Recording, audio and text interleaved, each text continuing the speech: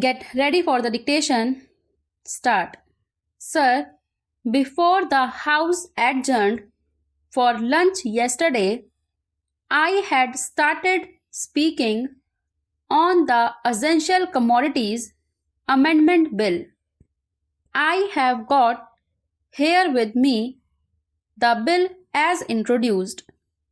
In the statement of objects and reasons, the government pointed out that in certain cases it might be necessary for them not to award punishment prescribed in the law as it exists at present, but to forfeit a part of the deposit. This relates to minor offences under the Essential Commodities Act. I can quite understand this, and generally, therefore, nobody would oppose this thing, but the question that I wish to raise in this connection before the House is the manner in which this act is being implemented by the government and also by the state governments. I mention the state governments because here is a measure which is sponsored by the Ministry of Food and Agriculture, and in regard to many aspects of which I believe the central government has concurrent jurisdiction, but much is left to the states. Our experience has been, especially in the state from which I come, namely West Bengal, that this act is not implemented properly by the state authorities because of various connections of certain people high up with the big business and others indulging in speculation, hoarding, and so on. The result has been that whatever should be done had not been done. The central government has got powers under this act to make rules, to give directions to the states, and to supervise the manner in which the particular measure is administered by the states.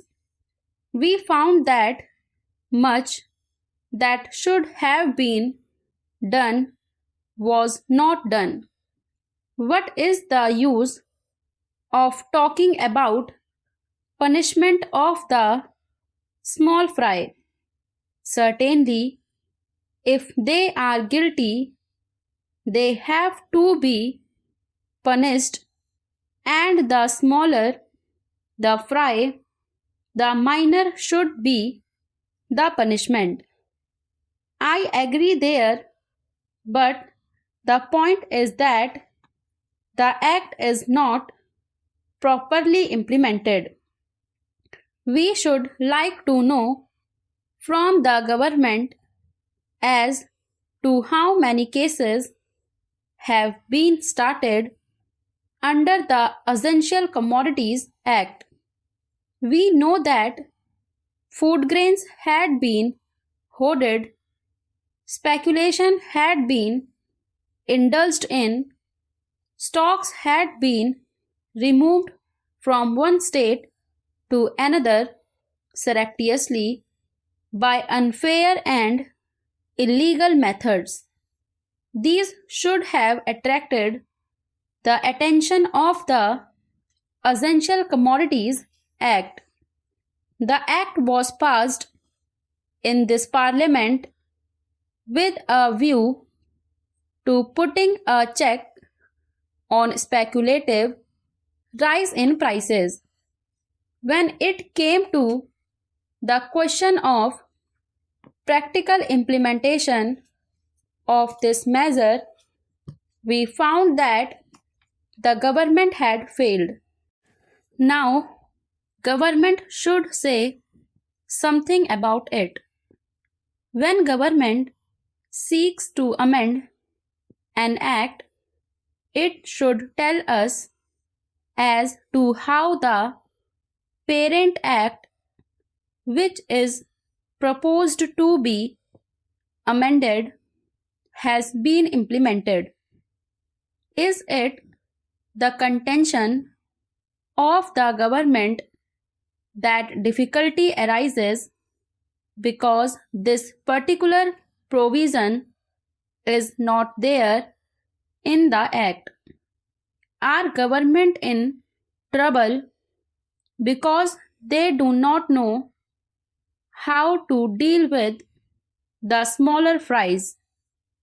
Or is it because that those who are supposed to administer this measure at the state level, at the district level, have thought it fit to ignore it, have thought it fit to bypass it?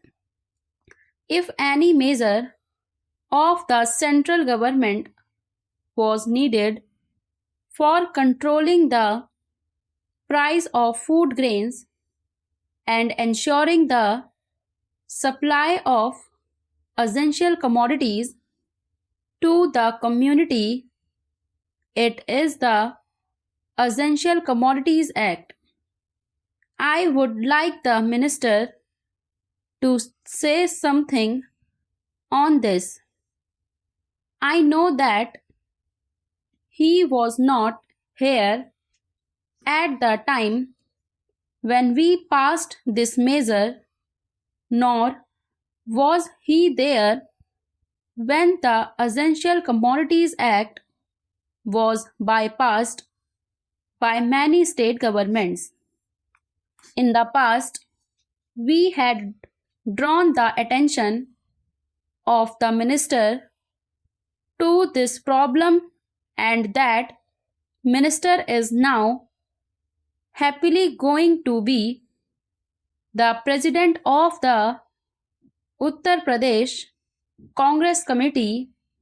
But here I would like to ask the minister who has stepped into his shoes as to what he is doing in order to see to the proper implementation of this act.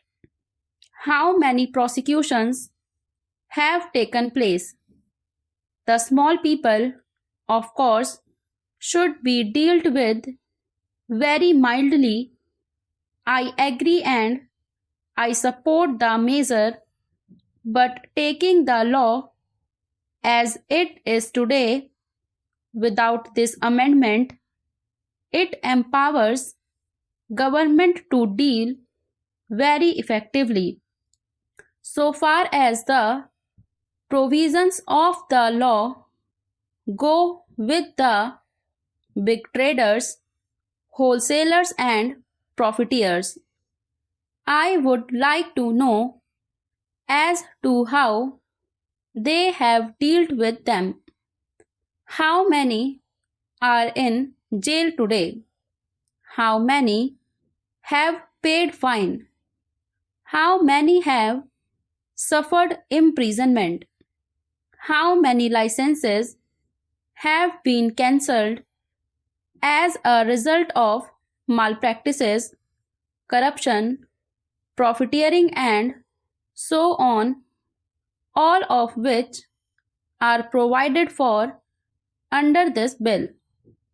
We are entitled to know. Take us into your confidence in regard to this matter. I say from whatever knowledge we have that very few have been prosecuted under this act. If it is so, it is not because Our black market trade has suddenly become white market trade, or those impious people have suddenly become virtuous with the succession in the office of the food minister by a new man.